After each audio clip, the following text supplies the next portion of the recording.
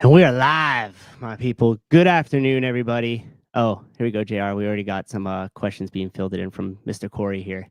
I need to know where you Oh, could get the Corey. "We Prefer the Hate" shirt. It's funny you asked. The WPTH shirt is only available for subscribing members. So all the athletes that go to CrossFit Crash, and then any athletes that I program for, that like sign up for one of the tracks will get a shirt. So if you sign up for WPTH, I will send a shirt for you. It is almost like a badge of honor. You cannot purchase that shirt. You have to be about it to have it. Yeah, dude, I love that. Anything that you have to get that's earned that you can't just buy is always makes it so much more like coveted too. It's awesome. What's up, everybody? Judy, hi. How are you doing? Sleeky, haven't seen you in a while. Glad you're here. What's up? Augustus, how you doing? Jose, winner of the affiliate video contest. This guy right here lost like over 100 pounds and like could handstand walk and shit. His story's crazy.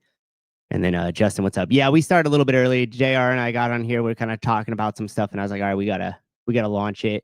Obviously, JR Howell in the house from CrossFit Crash today. Super appreciate your time, dude, because I know just like with how busy it is with running a gym and everything you do, plus you got this whole entire family thing going on, 2 kids and everything else. I can only imagine the plates you're juggling. But we were already jumping like right into the conversation. Jake Chapman, yes, you've joined the Sausage Fest, and now the sausage is all here, and we could start. Marco, what's up, dude? Souza sent me. That's good, Corey. Brett, how you doing?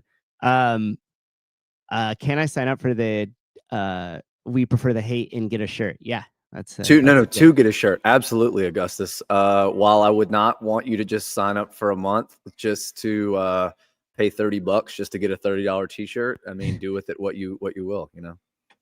So I got a quick question though, because you guys don't often know this, JR, but once the programming goes up for you, once this affiliate program goes up, are you still posting stuff for free on the Instagram, or will that change a little bit? Will all be hidden behind a paywall? Absolutely not. Yeah. So the way that I've gone about sending my members information, which is basically just all the Instagram posts has been for over 5 years, will no longer be that. So I'll have, I'm actually all signed up with Fitter. All the members already have access to the programming within the app. I've just been putting it up online just to kind of keep that going, and then grabbing it from WPTH and reposting it so that people kind of have an idea. Sometime in the next week and a half, I'll just stop altogether putting it online. And the only way you'll be able to see it is by signing up for one of the tracks, Coach Track, which will have a ton of information. That's more for like affiliate owners or just other people that are coaching others. And then the base track is basically going to be what you see on Instagram daily. And then also equipment modifications, because there are a lot of people who have reached out that are going to follow it from garage gyms. They like to do it, but they don't always know what to substitute a sled variation for, or what to substitute maybe just something novel that I have. So I'm going to add some equipment modifications that are really easy for people to see. And then other than that, yeah, you unless someone tags me and I repost the workout, you won't see daily workouts. Oh man, so you're gonna make me do something I said that I would never do, which is gonna actually be paying for a programming that I implement in my affiliate. Because truth be told, and I know how Taylor feels about this, so if there's an option, I usually put courtesy of. But there's a lot of influence in the affiliate workouts that we do that come from programming from you, some stuff that I see that Taylor puts out from Sentinel and stuff. And I always thought that I never really would go that route. But then when you meet people that have the same mindset around programming for their affiliates and programming, riding that line of like keeping people challenged, especially the ones that maybe want to take their fitness to another level and even compete a little bit, but also making it appropriate and fun for the affiliate. And I pay attention to all your stuff, and you do a great job of that. So I'll definitely be hopping on the train and still influencing. I appreciate that. That's cool. Yeah. And what I'm really looking forward to, I've been in contact with a lot of affiliate owners that I've sent like a sample day and what they would get. I'm going to have a sample week up on wepreferthehate.com pretty soon. We're going to launch that website here in the next couple of days. So people will be able to go on and see a full sample week from the coach track, a full sample week from the base track. A lot of the conversations I'm having with them are like, hey guys, you know your membership base. If I program a workout that has 150 GHDs and it's like 3 minutes on, 3 minutes off for 5 sets, and it's like, oh, that's reasonable. That's 15 minutes of work. They're going to be looking at doing however many per interval. Great. But you may look at that and say, you know what? This is too much for my people. We're just going to do 3 sets. Awesome. They're still going to get a great workout. They're still going to accumulate a lot of reps, but they're going to be able to sneeze the next day without, like getting a cramp in their abs. Yeah. So, I mean, I'm hopeful, and I like Souza, someone that would be able to do this without even thinking about it. But just because you follow a program doesn't mean you have to dose that to your members. It can be something that steers you in the direction of movement patterns, whereas you might not want to think about, well, how many times have we done a hinging pattern this week? Or how many times have we squatted? Or how many, it has been a while since we've done a single leg strength movement. I'm taking that away from you because I do think about that stuff. What you have to do then is look and see, hey, I tell my members to go 3 on, 1 off. So if I'm going to do that, whatever it has for Thursday, I need to look ahead and see if maybe I want to move Thursday's workout to a day later in the week, something like that.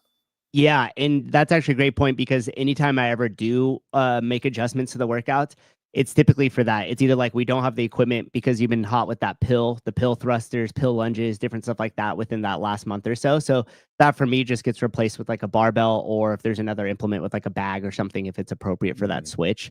The other thing that I think you do really well is the either complementary movements, like when you'll pair them up together, or when you'll do it to where they compound, meaning like the fatigue compound. So it'll be like, shouldered overhead plus handstand push-up type deal. But you had a couple of these like mini AMRAPs where it was like a weightlifting movement, a gymnastics movement, then a rest, and then a different weightlifting movement, a different gymnastics movement, but it was like the same macro movements and stuff. So I like that type of shit. And you do that stuff really well, where I could look at it and I go, okay, I don't have enough GHDs for my members, or I maybe don't even have a ski erg, but I get the point of this. And I could replace that ski erg with a row, and I could replace that GHD with a toes bar, or even potentially like a deadlift, depending on the hinge and what you were looking to accomplish. And so your stuff is easily plug and playable right there, because it's made for an affiliate. So it doesn't like build up off of the workouts before, maybe multiple other pieces like we've seen with like some more volume focused programs like Mayhem or something like that. Gotcha. But yeah, so anyways, cutting off on a tangent there. One question that I have before we get into some of this other stuff real quick is like all that extra cool equipment that you have. So the first time I went to your gym, I was like, fuck, I got to buy some more cool stuff. And the second time you went to your gym, I was like, I'm inadequate because I don't have some of this cool stuff. But in the spread of like the different things that you have, like the handstand obstacles, the Concept 2 bikes, the yokes, the GHDs, which one as an affiliate owner, like let's say you already have the basics, like I got all of my basics basically covered. If I were going to branch out to grab one of those other things, like what would you suggest has had the biggest impact on the affiliate? Not only about just a new cool element, but stuff people got excited about. Do they enjoy the GHD stuff? Do they like the yoke stuff? Do you implement any of that in? Like, how do you program that stuff? I'm going to be honest with you. One of the best investments I've made into the gym is going to sound crazy, are those foam stackable plyo boxes. They are really, really expensive, but I cannot tell you how many people have gotten over their fear of box jumps simply because they know if they land on it, it's not going to hurt. So like I went through, and I mean, you can go back and look through the last 2 or 3 months. I bet you I've programmed 36 for male, 30-inch box jump over or burpee box jump over multiple times, 30 and 24 very frequently. There's just something about like, I know I have females that would never have tried to jump on anything 36 inches ever, but because it's soft and they're not going to hurt themselves, they do it. And very few things in CrossFit, I think we can call athletic movement. Like doing a snatch is very, very athletic. You can do agility type stuff. I mean, you watch someone do shuttle runs and you can tell if they played sports or not. Like it's one of those things, but being able to explosively use your hips with something other than a barbell, like to actually jump high, is something everyone should be doing, whether they're jumping on a plate or they're jumping on something 40 inches. But yeah, as crazy as it sounds, because you can stack them up and you can use them for like burpee get overs, like we do burpees over a wall. They're really easy to move around. You can use them for kids with kids classes. They're awesome to use for that, because 24 inches to a kid is like a 4-foot obstacle for us. So, I mean, Right. you probably weren't expecting that answer, but I think of No. all the weird novelty things that we have, something as simple as like investing in several sets of like foam plyo boxes. Cause if you go on Rogan, you do that. Normally they come with like a 20-inch, a 24, a 12, and a 6. So if you think about maybe older clients and they're like, dude, I haven't Mm-hmm. jumped on anything. And you're like, okay, so the first thing I want you to do is jump over this little line, this crack on the floor. And they jump over that. And then you get a 10-pound plate. And then you, by the, before you know it, they're jumping on that 6-inch riser, and they're pumped because they can jump on something 6 inches off the ground. So Yeah. just having levels to that is pretty cool.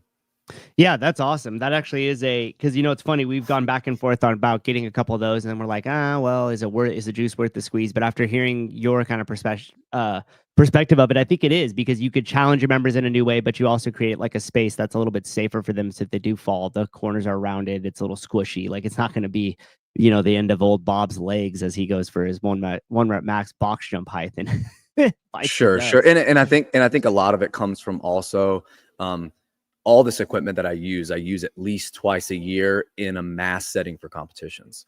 So it makes a lot more sense for me to have enough that a class can use. Like if if I'm not going to run competitions, why do I need more than a few ski ergs? I don't. But if I'm going to have 6 lanes, then having 6 to 12 of them makes more sense. So Yeah. And if you do partner workouts with them, that's about the threshold, right? So like sure. whether you're doing like a 2-on, 2-off or a partner workout, you could utilize 6 of them for a class of 12 pretty easily, or even a class of No like doubt. 18. Okay, cool. So we'll get into a little bit more of that, but right now, for those of you guys that haven't watched, I believe it was yesterday, Pedro interviewed Carolyn Lambre, and I was like skimming through the whole thing. I need to do it justice and really sit back and watch the whole interview. Peter always does such a great job with his interviews, but she said something that I found was very curious, and I think Caroline and I sit on opposite sides of the fence here, which is interesting, due to her role as an affiliate owner and as a coach of somebody who's won the CrossFit Games. But I'm going to play this little snippet here with what she said, and then we'll go from there. It'll give a little context. They're talking kind of about the open, restructuring of the open, how it affects the athletes, how it affects the affiliates. So here we go. And try to make it to regionals. It was like, can we actually make a living out of this? And if that is who you want to serve, then there are things that we are going to have to do differently and better. That doesn't mean that everybody cannot participate. I've done Ironmans. I'm not winning Kona, right? Like that's not my expectation. People can still participate in the open, but the open can be organized so that the people who are trying to make a living out of this don't get the short end of the stick. And I don't think that, like, I read comments on Instagram. It's like, oh, what have the CrossFit Games athlete done for the affiliates and blah, blah, blah. And like, oh, that's why the open, like it has to be more affiliate friendly and stuff. And it's like, okay, but as an affiliate, what have you done for the CrossFit Games athlete? Like, shouldn't it be like a two-way street? Like if you're asking for things. So I'll start off with answer that. No, a fucking two-way street. If it was a two-way street, shouldn't the athletes be putting some of their money into the whole entire thing? Like, it's absolutely absurd to me. So let's just make it very clear. Here is what the CrossFit affiliates have done for the athletes. They've actually created the whole entire thing and then funded it since 2010 to be able to create the opportunity for you guys to come do fast thrusters and get paid. And so when I see something like this, it drives me up a wall, because all I see is a certain level of entitlement here. I see an athlete that was birthed through the ecosystem that was created by education in affiliates, turned into a competition to celebrate our fitness. And then it kind of got out of hand. It became this viable thing where people could go compete and win actual money that could support a very, very select few. But to say that the affiliates haven't ever contributed to the athletes and it's a two-way street, remind me again what exactly the athletes are contributing to. I'm a little confused. But JR, that's my rant on it. Got any takes on this one here? No, yeah, I think it's a great opening to a really long conversation. And really, I think at the end of the day, it's, do we continue to pound this sport methodology is the same? and they're not the same, but they are, and how we explain that to members and how we explain that to new clients or potential leads. What I thought of mostly when I was listening to that was the fact that Caroline is an affiliate owner like we are. And I think at one point in that interview, she does say, like, you know, what is Jeff winning the games doesn't really do anything for me as an affiliate owner. We get more drop-ins. Cool. And I thought that was really like simply and eloquently put, where like it doesn't, and it'd be interesting to ask her, does she fall on the side of, I don't think the CrossFit Games is an advertisement for me as an affiliate owner? And it's curious to ask yourself that when she's saying, you know, what are the affiliates done for the athletes and what are the athletes done for the affiliate, like this two-way street that you're talking about. I was under the impression, and maybe you can school me on it, when they have partners and they have sponsors that say, hey, we're basically going to be taking care of the prize purse for the athletes when they come and they win. Well, isn't CrossFit then, like, where's the money coming from that rents the venue and pays to feed all the volunteers and does all that? Is that coming from our affiliate fees, or has it been in the past, or has it come from the open? Like, you could probably shed a lot more light on that. Like, where is the money actually coming from? Who's actually subsidizing whom? Yeah, and so the as far as I knew and what I had access to, and this was prior to you know, the private equity takeover and what have you. So I'm sure there's been some restructuring of the financial portion of it. But here's the deal: outside of the open, right, which does bring in a significant amount of money. You do the math on it, and you know it's a few $1,000,000. But outside of the open, the games has no way to fund itself other than sponsorship money. And when you take into the fact that if you took every single dollar that was taken in from the open and then spread that alone amongst the prize purse, I think you would already be capped out. Like, there would be no money for the things you talked about, which is like venues, paying actual staff that is there working on it the whole entire time, getting meals for judges, getting everything outfitted in clothing, doing all the back and forth that it takes to run something of that caliber. So if you were to look at it and say, like, hey, how is this being funded? The records that I had basically showed that it was a losing thing. And here's what I mean by losing. The amount of money that was being brought in by training and affiliates was becoming somewhat stagnant and even potentially declining. And the cost that it takes to run the games was continually to increase year after year after year. So if you look about it in the terms of like, okay, so the hand that's feeding us is feeding us less and less and less, and the hand that needs the food is becoming bigger and bigger and bigger. At some point, the equation gets really lopsided. And what ended up happening was Reebok was essentially coming in with sponsorship money. And at the end of the day, that sponsorship money was pretty much the only thing that CrossFit in a total as a company had to show for a profit.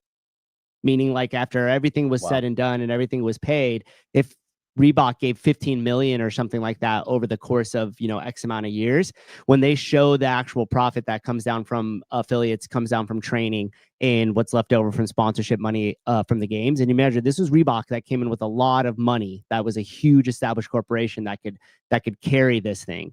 It was basically negligible pre-tax. And so if you were to just strip the games out of it in that open thing, the revenue and the margin on that skyrockets, because their affiliate ship, other than onboarding people, there's not a lot of overhead to keep it going, right? Like, you pay your affiliate fees, I pay my affiliate fees, we get the brand name. Like, there's no high touch. There's no one's calling in each month or anything with us at all. And so it's interesting how people think that this is actually funded. I think people like Carolyn have no fucking clue as to what it actually takes, resource and dollar wise, to pull something like this off.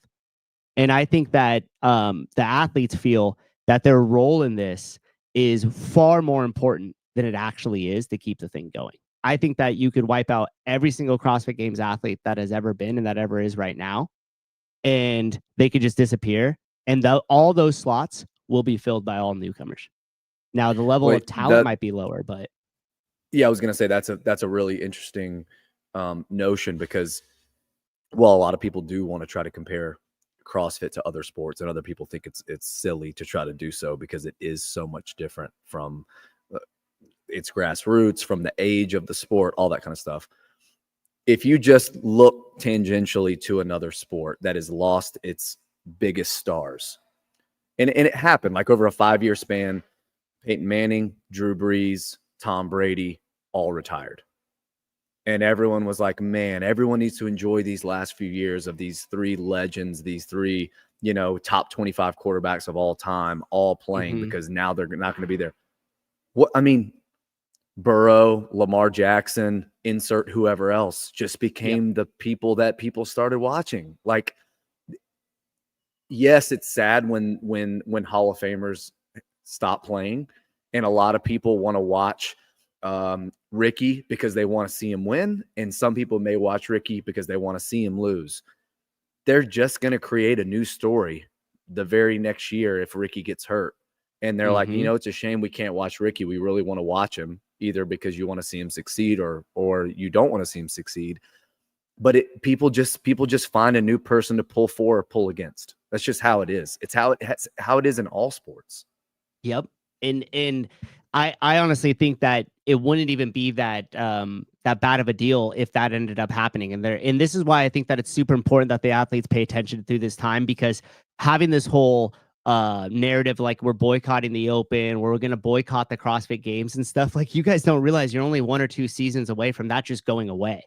And people think that there's more opportunities out there because there's these things like Wadapalooza and all that stuff. But you also have to realize that funding is on thin ice as well. So the opportunities aren't like crazy abundant as they think they would be. And being able to really lean into the games as like, hey, we're just going to get back to the community and make sure everything's united from the affiliate all the way through to the games is actually going to be much more of a long-term benefit for the athletes, especially the ones at the highest level right now, than it would be going against it and saying, whatever it is they're saying, we need change and all this stuff. It's crazy sometimes. But getting to that conversation of like having the games push people into your gym from your perspective on Crash, right? Like, over the years that you've had the gym, like, how influential do you think the CrossFit Games or even like a semifinal level is to pushing like newer members into your gym? Yeah, this is a conversation. I think that my answer has changed every few years. Like, this will be the 10th year that we've been a gym. So back in whatever that was, 2015, kind of how things were and what the community was like, and the boom of the games was at a really high peak, like after 2014. So every now and then I would get people coming in saying, hey, I was at a bar and ESPN was doing reruns of the games. And I was like, you know what? I played college sports, but I'm kind of gotten out of shape. I was inspired because I'm a person that believes motivation comes from within, not from the outside. You can inspire someone, but you're only motivated from within. So I'll say, I think games athletes are very inspirational, and they're very fun to watch and marvel over. They are so good. If you go back and watch the games from 2011, 2012, you could kind of see a little bit of a normal human being within those bodies. And nowadays you really can't. They're really starting to look like, oh, these people look like how I picture NFL players looking when I'm out there playing flag football. Like, when I'm playing flag football, I don't think I'm going to see someone that looks like Cam Newton, because you're not, because they're like different. You're only similar in that you're the same species, and that's it. So imagine this conversation. Someone walks into your gym and it's right before the Open gets started. And they're like, hey, my friend told me I need to try CrossFit. I really need to get healthier. I got out of breath going up a couple flights of stairs the other day. I played sports growing up, but like, it's been 10 or 15 years since I've really done anything other than like walk and like the occasional aerobics class or whatever. And I say, great, awesome. This is what you're going to do. You're going to come in, we're going to teach you some movements, blah, blah, blah. And then you get to talking to them and you're like, the Open's getting ready to start. We're all going to do the Open because it's a great community building activity. It doesn't matter what level you're at. You're still going to do the workouts, and you're going to do the same workouts that the professionals do. But wait a minute. I can't do that. What you mean? Those people I saw on like the Netflix documentary on people? Well, yeah. It's really cool. So like, you could actually have professional athletes doing the same workout as you, and you can compare yourself to them. Yeah, but I don't want to compare myself to them. I just want to get fit and stay in shape. Well, yeah, you will. Just, just hold on. So we're going to do these workouts. You're going to do once a week, and it's a great community building thing. And then, the people who are really, really good, they'll move on and compete, and we can all watch them and support them and stuff. It's like, oh, so like there's like professionals that do what we do in the gym every day. Well, no. See, what we do in the gym every day is not that. It's not the sport. But I thought you just said they do the same workouts that we do. Well, yeah, they do the same workouts that we do, but okay, hold on. So, imagine that conversation that a lot of gym owners that aren't very seasoned, that aren't very good at separating hey, they're the tip of the spear. They're the top 0.00001% of anyone that does thrusters and pull-ups.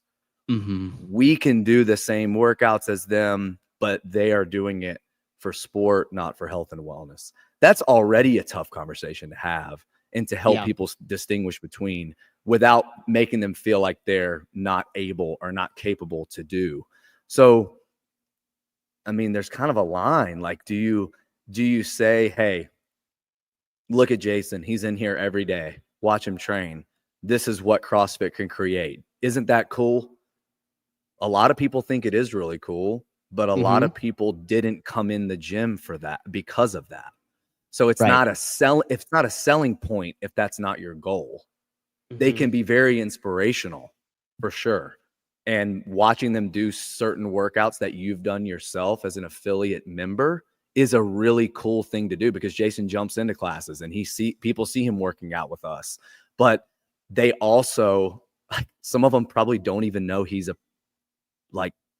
finished 4th at the games and 3rd at Rogue. I guarantee you half my members don't know that. He's just a jack dude that is faster at working out, Yeah, they just see him living inside that place, and they're like, yeah. Sorry, that was a long-winded answer, but that whole conversation that you have to try to navigate around. I don't know how you feel about it, but why are we continuing to try to keep them one? Why don't we say there's CrossFit sport and then there's CrossFit life, or whatever you want to call it? Yeah. And the reason why I was cracking up while you were going through that conversation, and it's just feels like there's constant contradicting yourself as you try to explain it to somebody who has no context of the whole thing. The reason why I was laughing is because I've just had that conversation myself so many times, right? You go through and you're like, oh, we're going to participate. This is going to be the open. It's going to be a lot of fun. And they're like, well, I don't want to compete with those guys. And you're like, well, you're not competing. And then you start to go down that whole thing. And halfway through that conversation, you're like, shit, I've just confused this way more than it needs to be now. Right. But going back to as you were saying, sometimes it might spark some inspiration for somebody to walk into the gym. One thing that I would like to add to that, when you said I saw the games on a bar on a Sunday, middle of the day when there was no sports on, I saw the CrossFit Games. I was like, holy shit, what is this? And I went and found my local gym, right? The other thing that I would like to add is during that time period, if you remember too, there was the minute long or 30-second longs, what is CrossFit that Rory did with the animations on the whiteboard. There was the commercial from Constance that was about her showing up to a gym, and now she has the freedom to tie her shoes and move around. I met Constance's son at the game. Shout out Chris, by the way. Hope you and moms are doing great. But yeah, so it's one of those situations when you package it that way, CrossFit was almost having some of those conversations for us. They knew, okay, this is going to get confusing to the lame that has no idea what CrossFit is, or the games, or that separation. So let's package this in a way that has stuff that kind of explains it as you're watching it. So at least there's a little bit of that known divide that's occurring there. Yeah, this is the sport of it, but you could go to your local affiliate and get really healthy doing this.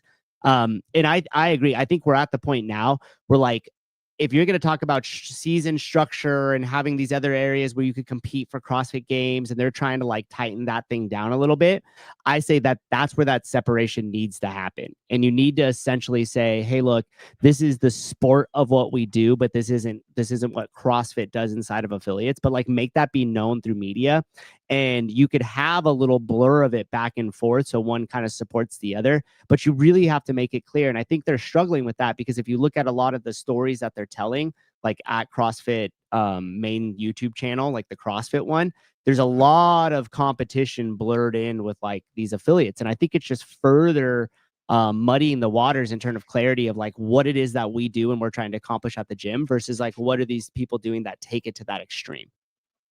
So no, I don't think it was, I think your answer was like spot on. The one thing that I am curious with, like, so let's say you have somebody that comes in that's like, hey, I saw this or whatever, they're inspired, they want to go the competition route, they come right into it, maybe they have some athletic background, so they're like, they know just enough to be dangerous to themselves, you know what I mean? Like they probably shouldn't be snatching 135, but you're like, fuck, you kind of have the strength to do it. You shouldn't really be doing a handstand push-up, but like you could kind of squeak a few out and they want to rush to get to that competitive thing. Like, how do you have those conversations in your gym? Or, and here's a caveat to it, do you have to have those conversations because you have such high level talent already in the gym every day? Yeah, I think at this point, the gym probably has a reputation, hopefully a positive one, that is very clear. So that, you know, I've posted the workouts online for 5+ years. I mean, anyone that switches and comes over to this gym knows what they're getting already. Most people that are moving to the area and have gone on to the website or have gone to the Instagram can kind of see the what the average member's fitness level is like, right? So Yeah. but a lot of I do have people come into the gym that, you know, are like a bring a friend type situation, where I think is like that's the best kind of growth is word of mouth. And they are very, very old, untrained, any of those things. And they do get the, okay, cool. So I'm using a PVC pipe for my push press and they're using 185, but we're still doing the same movement. I can tell that he's pushing that bar over his head. I'm pushing this bar over my head. He's getting on the ground and getting up. We're both doing burpees. He's doing echo bike calories, but he's doing 20 more than me, but we're getting off at about the same amount of time. So it's all relative. So again, I push back a lot on the gym owner and the coaches to be able to articulate something like that. But I do think that, to answer your initial question, I tend to just let the daily workouts speak for themselves. So if there's someone that you're describing that thinks they can do it all, cool, dude. If you can do every single workout this week as prescribed, then we'll talk about you competing. But all these people in here, all these 30 and like all these late 20 and 30-year-olds that all have 3 or 4 strollers, they're about to give it to you for a whole week. and you're going to be wondering, oh, I thought I was really, really fit when I walked in the gym. But like, so I think maybe that's an advantage of having a really, really average, a high level fitness, is that most of those people swim or sink anyway, because they come in and they're quickly put in their place, not just from someone like Jason, but from just someone who comes in with their wife and kid every day. Yeah. And that's a good point. And it's funny because I use almost that same exact thing. Like when people come in and they're like, hey, I want to be competitive, there's 2 things I tell them. I say, number one, the workouts that we program here at the affiliate, like the RX of that workout, I would say is probably built around an avatar of somebody who's like a good, you know, RX CrossFitter, not even like a good competitor, not even like semi-final level competitor. Like there's not enough volume, I don't think, in terms of the programs at the gym, but you could get a high level fitness, maybe somebody that does like decently well in the open, right? It's mostly about capacity, work capacity, and it's mostly about the foundational movements, right? So like for that, for us is like the bread and butter. But it is funny because we have this 4th grade teacher, Mary, at the gym, and like she was one of those that started and was like, I'm kind of afraid of the weights, and like, you know, 7 years into it, 8 years into it, she's a coach at the gym. She's like a stud, does a ton of these workouts like RX. Looking at her on the street, not once would you ever guess that. You would never see her coming in with her gym bag from the parking lot and be like, oh, you know, this chick's gonna crush it. Like, no way, right? But she does. And so that's basically the 2 staples that I use. I'm like, hey, number one, if you can't do all of my workouts RX, don't even worry about competing, because this is like a couple notches below that. So you will just get demolished. And then number 2, I always tell them, which is a little bit of feeding my own ego, but I'm like, hey, if I ever beat you at a workout, like, you're not a competitor. You know what I mean? Like, and I've worked out with you a couple of times. Like, my fitness level is okay. Like, I could do most of the movements, but like, capacity. So like, if I'm crushing you in a workout, then there's an issue. And so I No, kind of use that as a staple. it's a mistake I think a lot of coaches and gym owners make, that they feel like there has to be this really hard stance of you do what's on the board and that's all you do and that's enough. And if you think you need to do more, you're just not going hard enough. Right. Maybe, or maybe that person just doesn't want to go home because what's at home is not what they want to be around. And they just want to do the class workout and they want to get on their phone for a few minutes and they want to go in the corner and practice their snatch technique, or they want to try to handstand walk for 30 minutes and fall down. Like, that's okay too. Yeah. Like, I think unless space is a huge issue and you have a massive membership base and not a lot of square footage, where like it really, really is tough if there's anyone just hanging out that's not actually being involved in the directed class.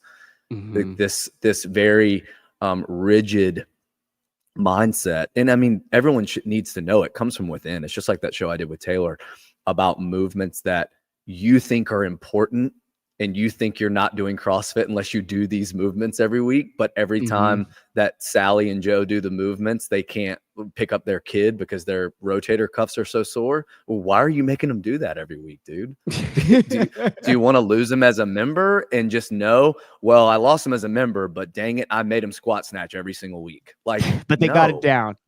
Like, you should be able to adapt, and you should kind of be able to navigate those certain situations. Like, if you have a 10-year member, dude, you have a 10-year member.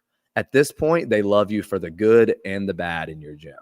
So trying to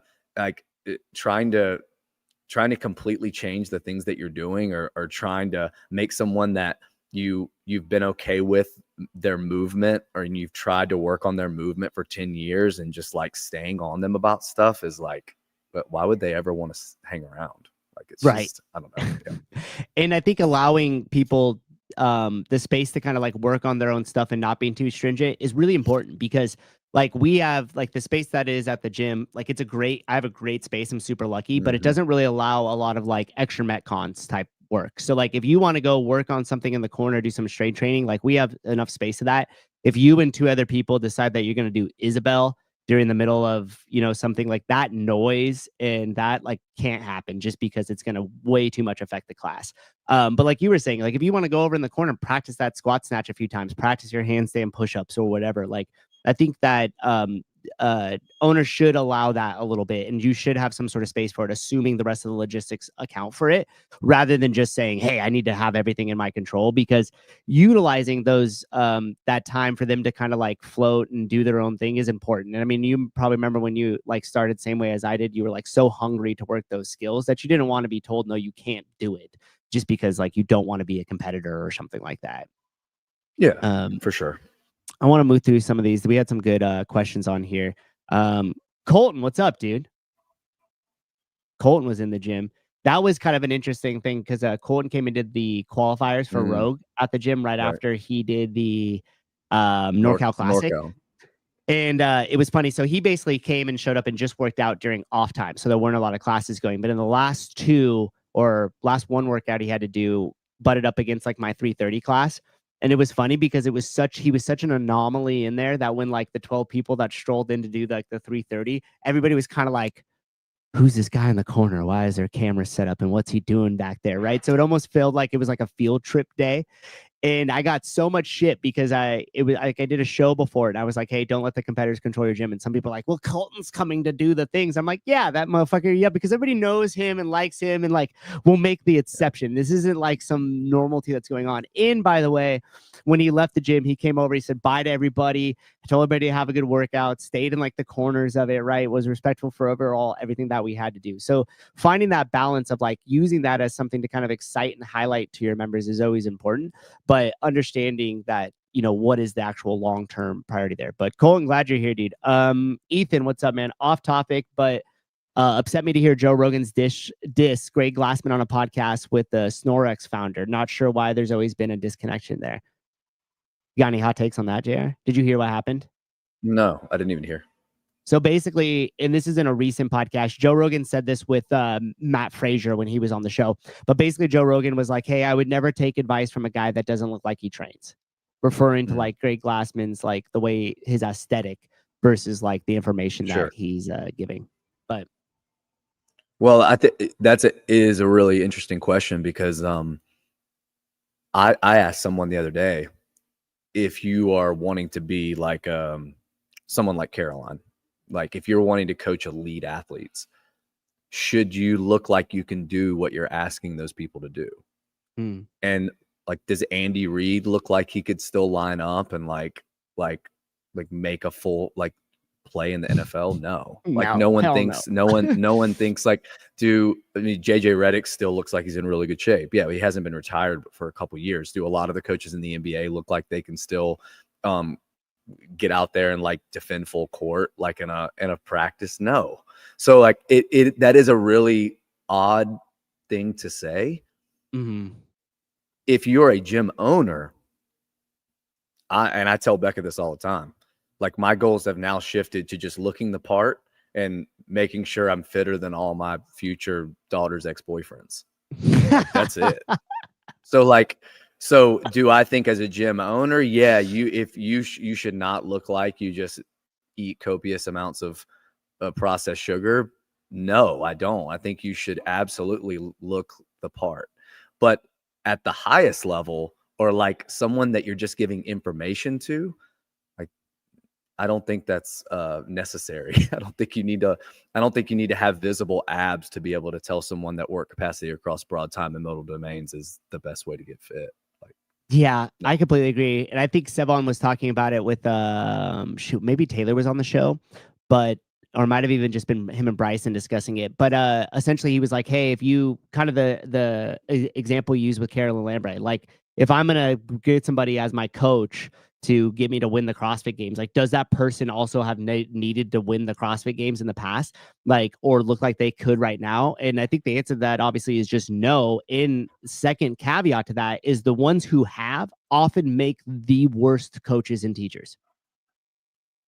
Yeah, like think about it. One of the best natural athlete in CrossFit that I've ever seen and been around was a horrible coach, because naturals, like real naturals, can't describe how they can figure it out or why they can do it or what you need to do to be able to do it. They just do it because that's what they're supposed to do.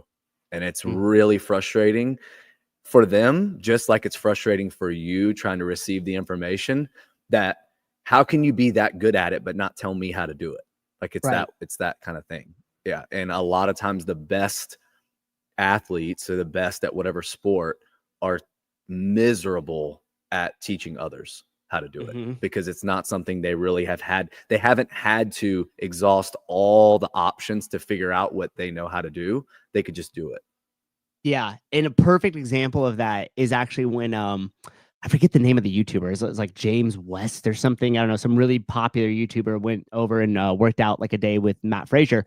And I was watching Hiller's video, like breakdown of that, right? By the way, if you haven't seen that, I don't know why, but I found that just to be comedy. Like every time Hiller interjected, I was just cracking up. I don't know why. But one of the things that was in that is exactly what you talked about, where Matt's natural level of talent is so high and he is so freaking good at CrossFit that his whole entire like coaching for that guy was like, okay, well, just do it like this. Like, watch me and do it like this. Watch me and do it like this. Right. Because Matt's innate ability just to do it correctly exists inside him. He didn't have to go through the process of figuring that out.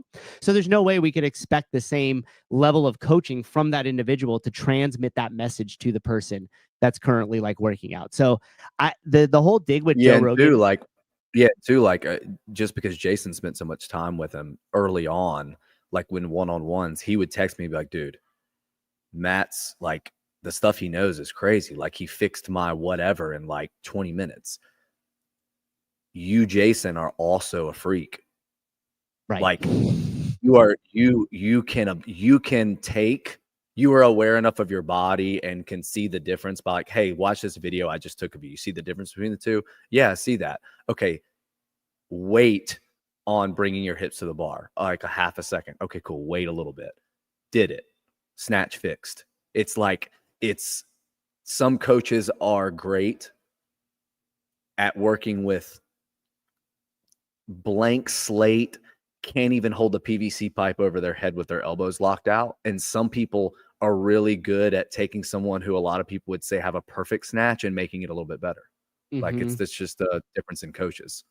Yep. And to your point too, there, like somebody like Jason watching something back and receiving feedback from somebody like Matt, that process of, hey, do you see this right here? You got to finish a little taller, like get your torso vertical. And Jason's like, got it, check. And then the next rep or two is able to accomplish that. That might take 6 months with somebody who is not nearly as trained. And they're condensing that into a 60-second conversation.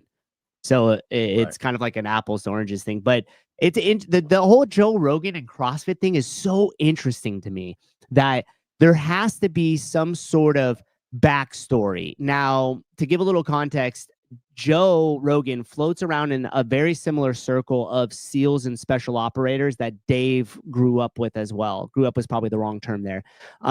Either worked with or was an instructor for. Not a lot of people realize that Dave was a BUD/S instructor for a while.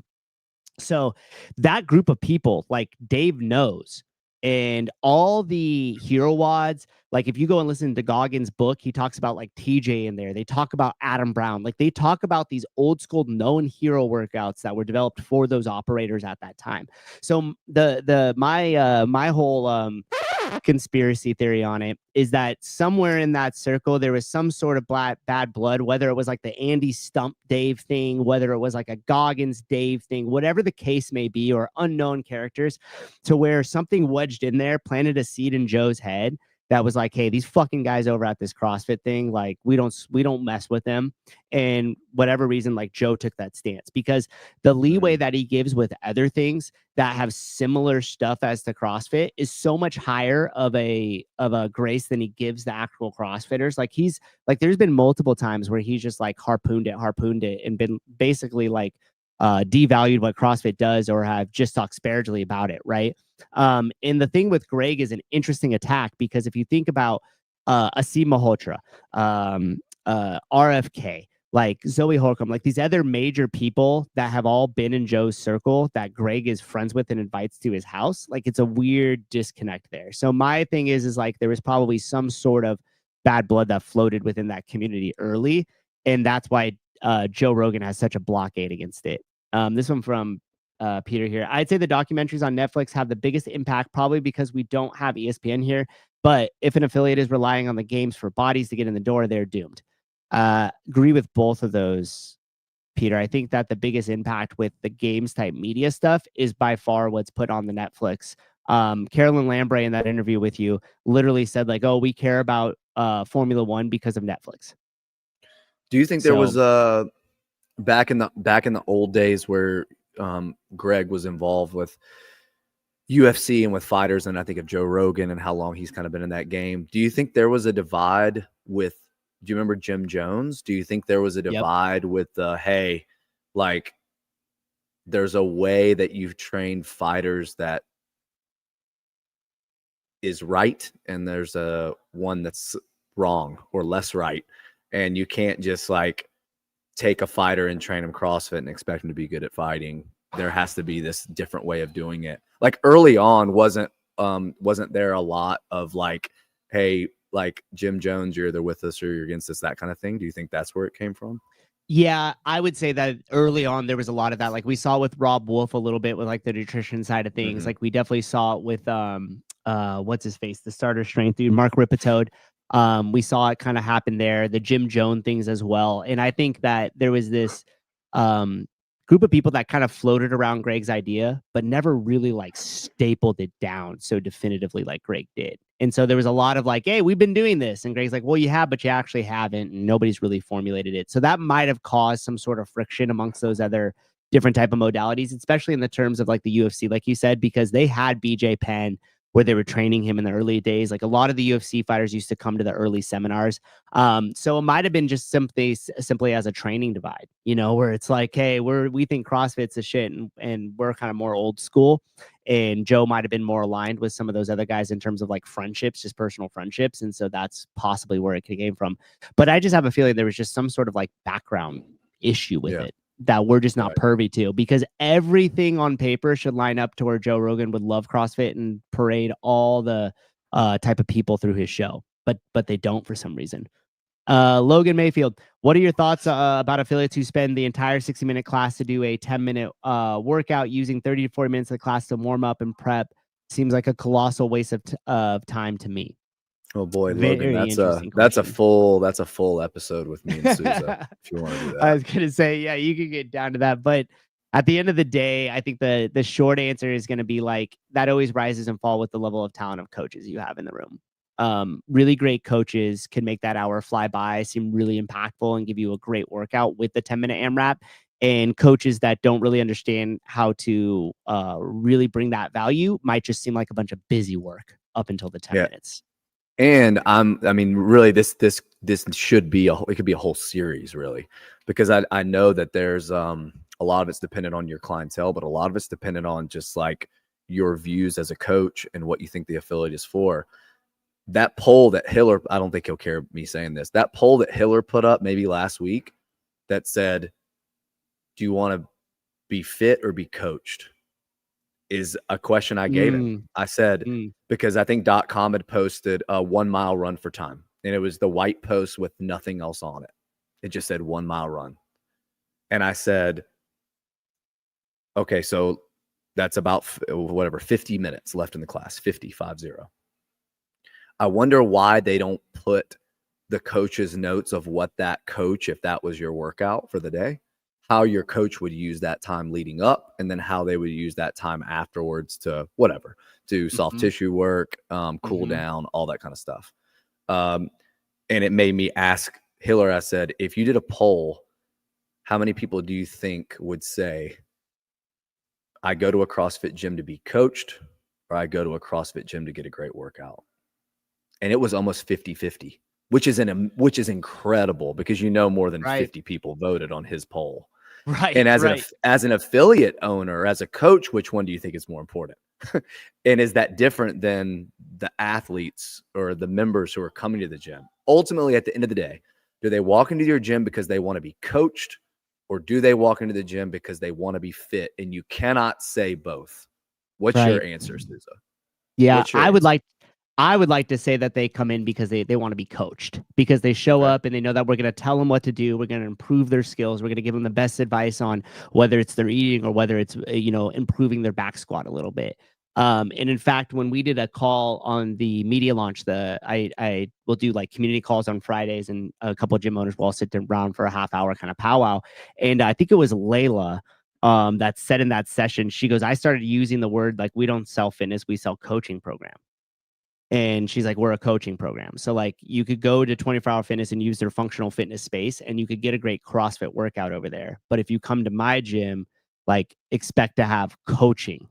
And that's the biggest differentiator that we have as CrossFit gyms, because the workout changes all the time, because we have 10-minute workouts, where as a coach, you might need to fill a 50-minute block there with a bunch of extra stuff that still gives value with your members. Like every other boutique group style fitness doesn't do that, because typically they want a franchise. So they have to make 3 workouts, train their trainers on how to train these 3 workouts, and then that's it. Let the system just copy, paste, and flow. And the reason why they do that is just easier logistically, and it's easier to get bodies in the room to supervise those workouts, as opposed to you and I know to get a talented coach in the room that's going to be able to really give like a solid, 50-minute class on running and make the members feel like they learned a ton, they got a ton of coaching. And at the end of the day, their whole workout was just a 1 mile run. To find that individual is a lot harder. You can't just basically go find a warm body and put it in the room. Right. Yeah. And so I like to use this thing as like it's coaching. Where do you fall in, this is a crazy big spectrum. Yep. Where it is your job to make that person understand why 6 minutes of running, 7 minutes, 8 minutes, 9 minutes of running is enough. Like, are you so rooted in, hey, I'm going to make you understand that if your diet is right, that this is all you need for today, because you're going to do it as hard as you can. And if you go after it with all you've got, you shouldn't want to do anything else or need to do anything else. Or are you at the point in your career and with your membership base where you're just like, you know what? I don't need to try to convince this dude, well, this is enough. If he doesn't think it's enough, he can find another gym. Yeah, there's a little bit of me that has that, but I do like to just make sure that they have like full context on like why it's important, because sometimes they just need that why. The second piece of that, like using this mile run as a thing too. Typically, you're giving them so much information. So, like, if I had that come across, we would do like a couple rounds of 200-meter run warm ups. Then we would talk about pacing. Then I'd have them run a 400-meter pace. We would look at that time. Then I would say, is this realistic for your mile time if we times this by 4? Then I would have them run another 400 at a race pace, so where they could try to dial in their exact pacing.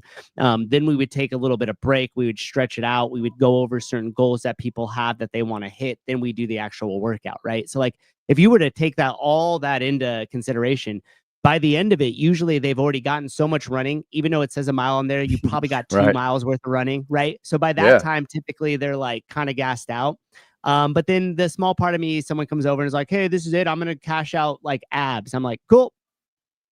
You know, like I'm also okay with it. Like I'm not going to fight you upstream and be like, no, you should have gone harder on your mile. It's like, okay, like if we did all of that and you still feel that you want to go do, you know, your core routine, ab ripper X in the back, like I'm not going to, you know, I'm not going to battle you with it. I'm going to put my time somewhere else.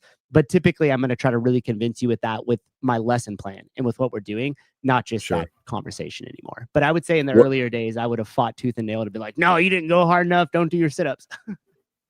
Yeah, you know what's really interesting too is like you see like 500-meter row time trial sometimes as like I would say one of the shortest like things that you would see for like, nope, this is the workout of the day. Like superoldschool.com 500-meter row.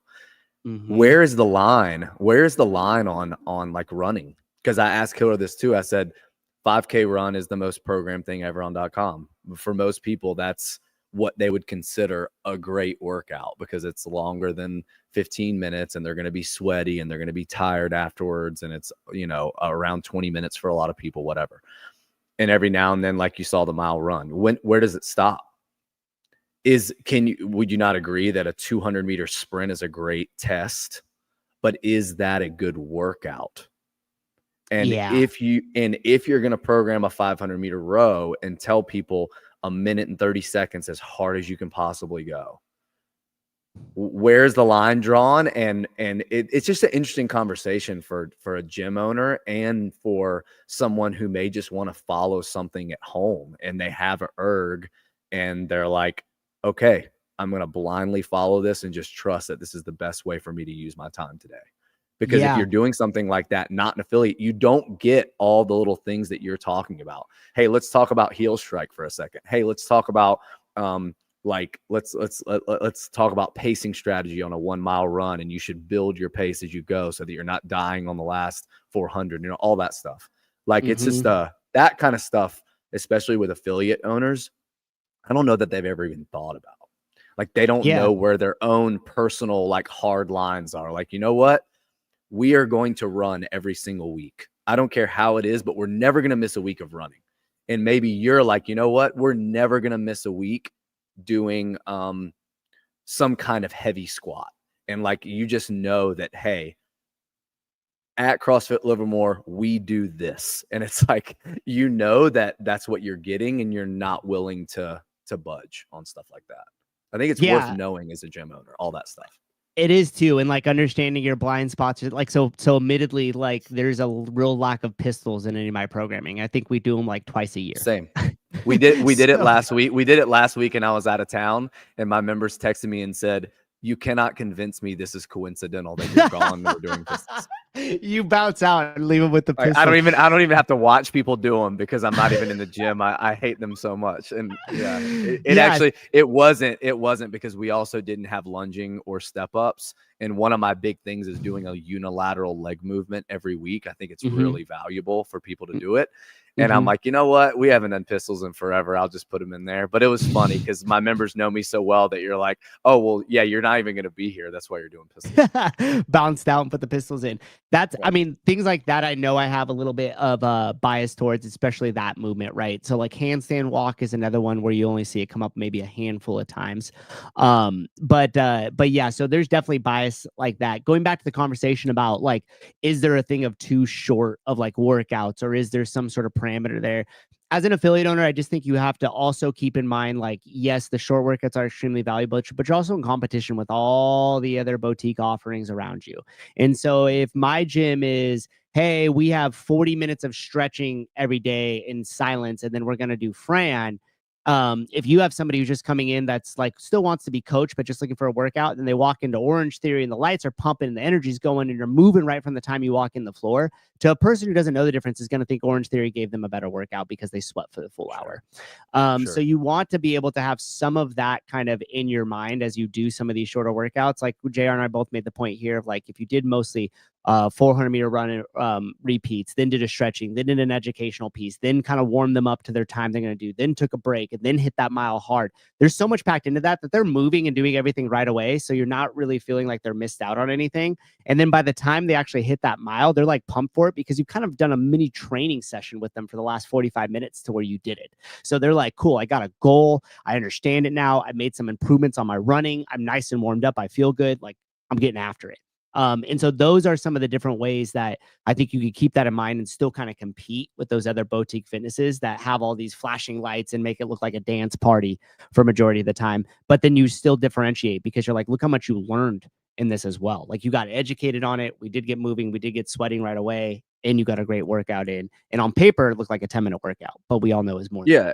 And that's probably a one-off for you. And that's important to know too. Like yesterday, one of the tests that they wanted to do like a 12-month test period and a retest. And I haven't done that in a while. That's something I'm really big on, is not repeatable. So I don't do a ton of retesting, just as like a scheduled type thing.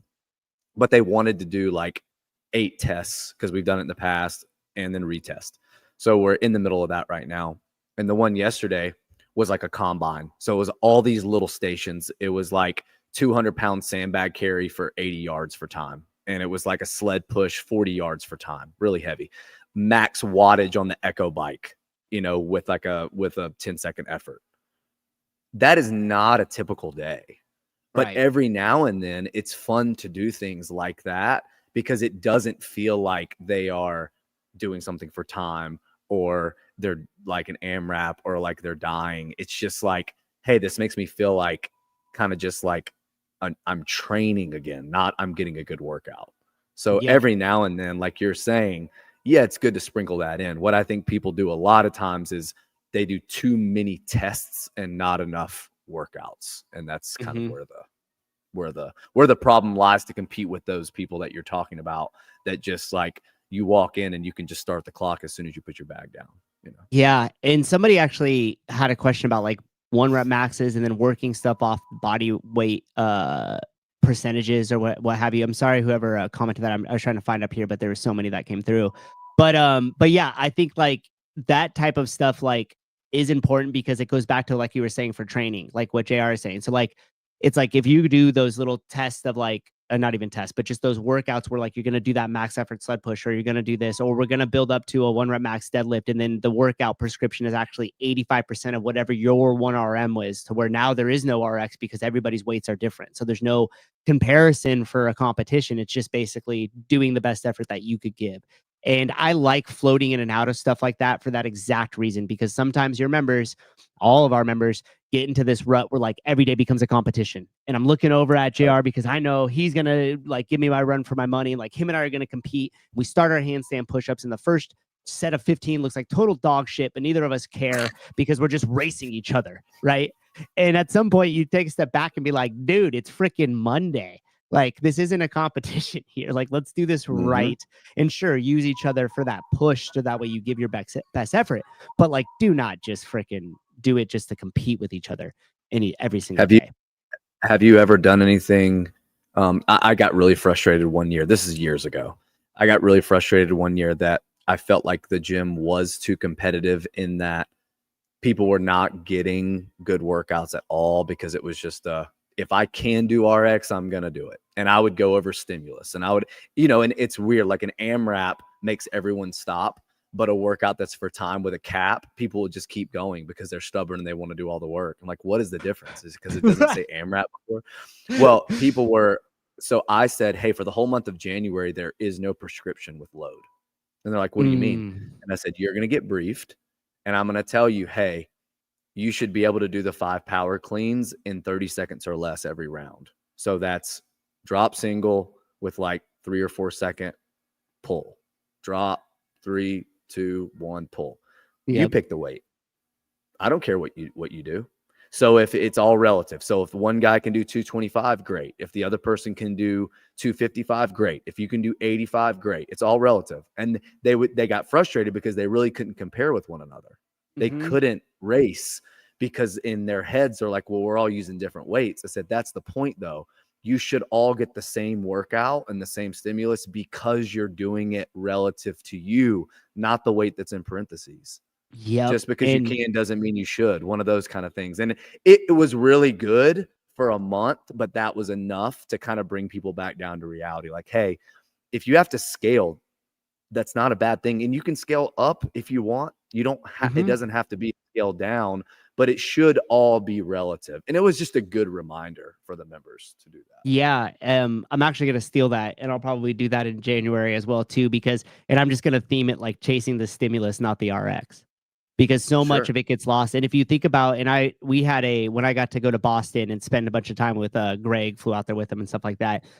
We had run a 5. And by the way, too, I'll eventually bring Greg back on to have these discussions, because anytime I get around him, I just start hounding him to tell me about what it was like when he was training in the super early days. I'm like, well, tell me what it was like when you got kicked out of this place and had to move to this place. Like, not a lot of people don't realize this, but like Greg was like, just had a bicycle, rode places, had like hardly any money, and was just training and then sitting at a coffee shop and writing down all his stuff in his articles. And so like, I love those origin stories, but I got him talking about what he would do with his members, because back in the day, like intensity just wasn't a given. You had to do stuff to bring them through the intensity. And he used to do those relevant workouts where it would be, a lot of it was done off body weight, because that was just an easy get you to move. But the other thing is we had ran a 5K, and he goes, when are you going to run a 5K again? And I said, well, I'm not sure. He goes, you should do it next week and then take everybody's times. He goes, do you have a way to access everybody's times? I said, yeah. And he goes, access everybody's times. And then everybody who won, whatever that difference was from that last person that came into one. So let's say JR got 20 minutes on his and I got 25 minutes on mine. So it's like, all right, Matt, on this week, you're going to start and I'm going to give you a 5-minute head start. And then I'm going to release JR.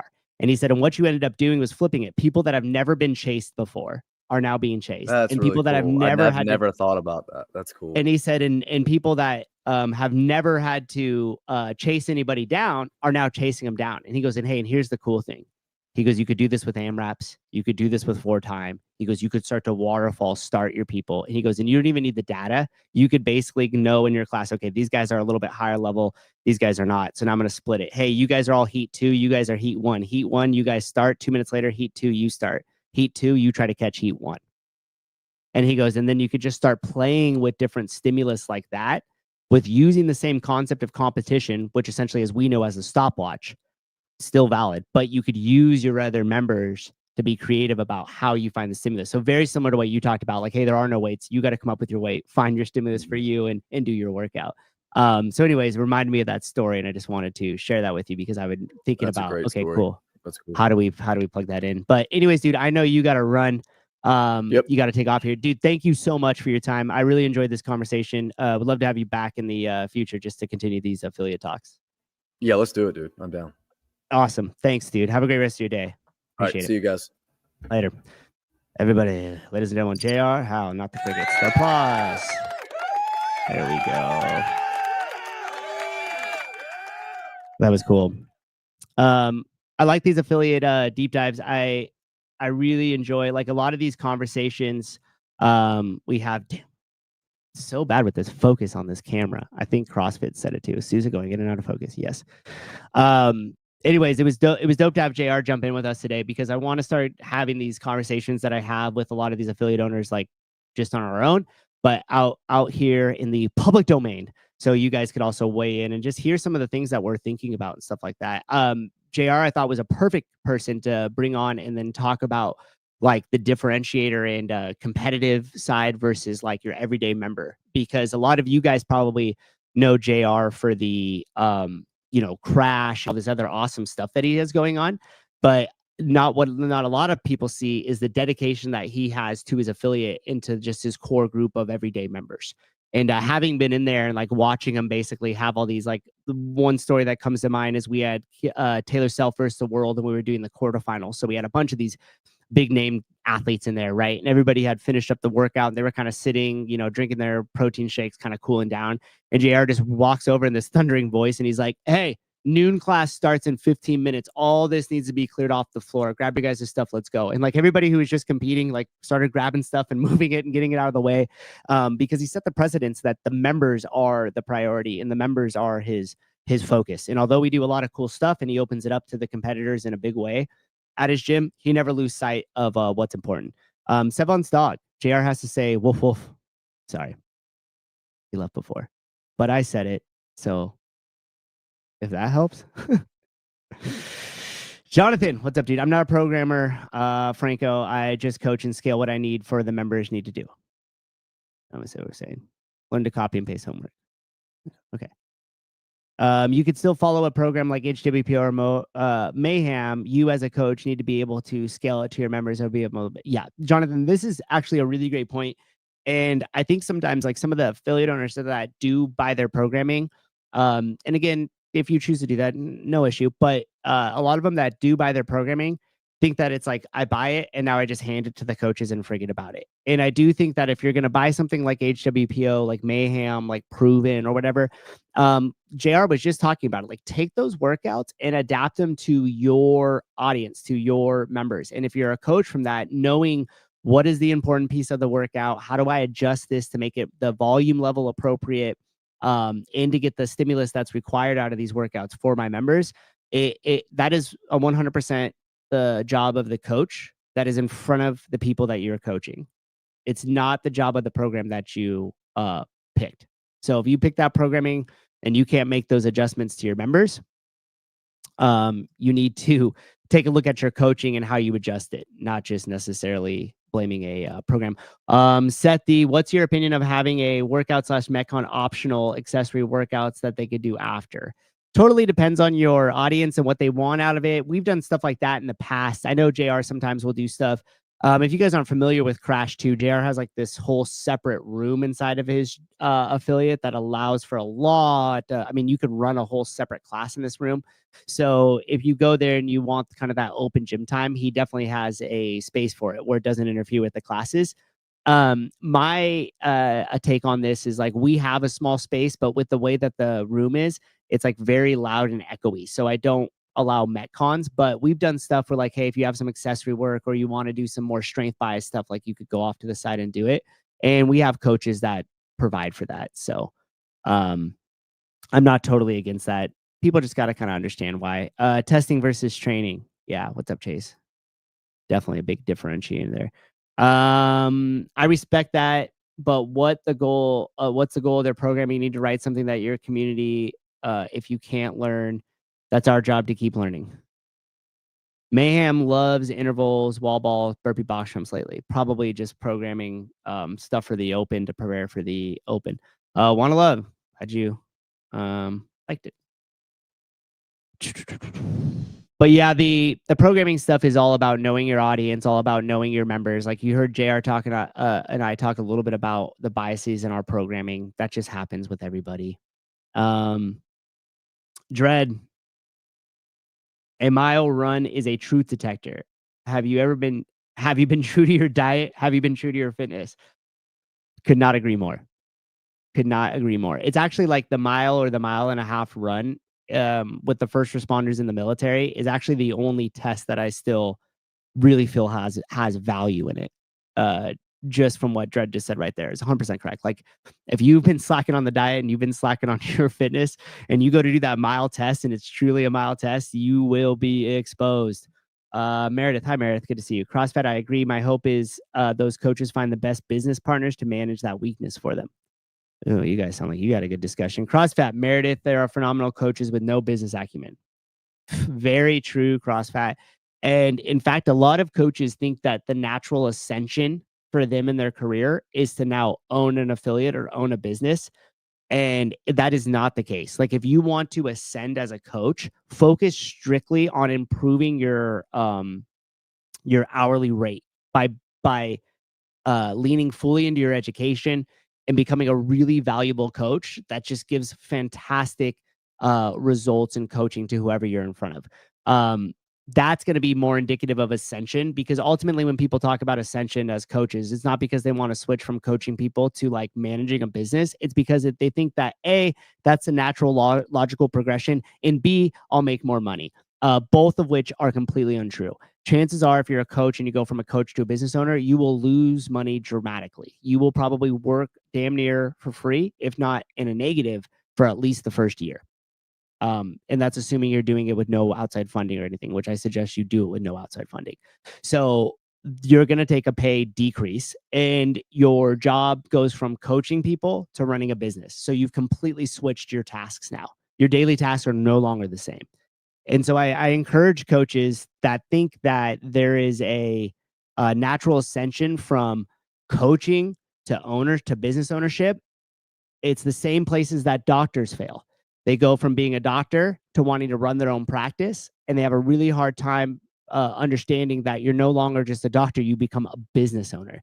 And so what I suggest there is, as a coach, if you want that ascension and you're looking for more, number one, if you live anywhere close to me, call me immediately, because I have so much opportunity with local first responder stuff here in the Bay Area that I'm actually meeting with somebody on Wednesday to discuss this. Like, I fucking need trainers bad, but not like I'm here to coach. Like, you got to know your shit, because I will plug you with a department. And it's at the point now where I can no longer take on any more departments. Number one, the cities won't pay all my fees to one person. They need to shop that around, so it has to have different entities attached to it. But number two, it's like, I just can't stretch myself that thin, right? Like, I have so many things going on, but I would love to still be able to give all the first responders out here like a really high quality strength and conditioning and health program. And so that's going to be the limiting resources for myself, which I know I'm not alone in this. So if you're a coach and you want to continue to elevate, find different ways to get involved with stuff like that, not just jumping to thinking you need to own an affiliate, because that shit changes. Chase, like a bartender thinking they should open a bar or club. 100%. I mean, you're going from doing the thing to then keeping the platform that allows you to do the thing alive. It's just this complete switch. And I really think people just need to be aware of that. Just because you're a great chef does not mean you should open a restaurant. Yeah, and Judy said the same thing. Just like someone who likes to cook should not open up a restaurant. 100%. Meredith hit on the head, though. But if you do find somebody to partner with that enjoys the business side of it and understands the value of what you do and can help develop that business, that's a perfect match. Because then you're able to allow them to deal with all the business side, the marketing, all the metrics, the growth, the partnerships, like all of that type of shit. And you could just focus on coaching the people in front of you to the best of your abilities. And it's two different things. What's better for Souza? What's better for Souza? Watching on Savan or Souza? I'm confused about the question. What's better for Souza? Watching on Savan or watching? Oh, you mean like on the YouTube channel? Does not matter. I basically stream it to my personal channel, just more or less as like an archive of just all my stuff. I don't really do a lot of stuff like stuff on my own YouTube channel. I don't really have like this goal to like grow my own YouTube channel. But I do kind of archive all my own shows over there on your own. Yeah, I got a CrossFit. Thank you for clarifying. Views from which channel benefits you more? Saban podcast. 100%. I would rather continue to grow the Savan podcast channel over anything personal. Just because like this feels like mine. Like Savan and I are partners in this, which is awesome. And so yeah, it's all good. Wade Souza has his own channel. Yes. And my goal for that my own channel is just to beat everybody else who has their own personal channel that doesn't put videos to it. Teamwork. Yeah. I way prefer being on a team. Great thumbnail on your channel though. Yeah. I stole all those DDCs. Oh, I got one more to post too. I'm glad I posted that with complete permission of the person who owns it. I have one more that I want to post too. Keep dad happy. Got it. Yeah, that's right. Keep it happy. Should I go to the Souza channel and say Souza sent me here? Corey, you know how to get me. That's what I like. All right. Well, I hope you guys enjoyed this format of the episode. I'll probably still do some of the solo shows every now and then, but I have access to a lot of cool people. And so I'm going to exploit that here and have these conversations. And if you guys, if there's any subjects or anything like that within the coaching affiliate realm or CrossFit ecosystem that you guys want to discuss, please let me know. Throw it in the comments of this show, shoot it to me on a DM, or anybody you guys would like to have me come on here to talk some shop. But really enjoyed it. Enjoyed having JR on. Thank you guys so much for hanging out. It really, like, especially the last two shows, like, I don't know why, but dude, I would leave feeling like so fucking insecure. I don't even know, like, maybe it was like this half preparation that I would do or something, but I don't know. I just kept being like, fuck, I suck. And like, it felt like there wasn't anything like that much to talk about. Now, again, I know this has a lot to do with like the lack of preparation. Like sometimes it's just like crazy and then I just sit down and do the show. But once I kind of found this lane of like, let's bring some people on here and have some conversations about coaching and affiliate, it made me feel much better about it, much better about the value that I could bring to you guys for your time here listening to me. So anyways, Chris, I know you do. Fucking man, dude. Appreciate it. JR is the best. We prefer the hate. I need that shirt too. The only affiliate programming I will buy. All right, guys. Thanks a lot for sticking on. Sevon's Dodd, thank you for this CHF2. I don't know what that means, but I appreciate it nonetheless. And you guys be good to each other out there. We'll see you on Christmas Eve. Peace out.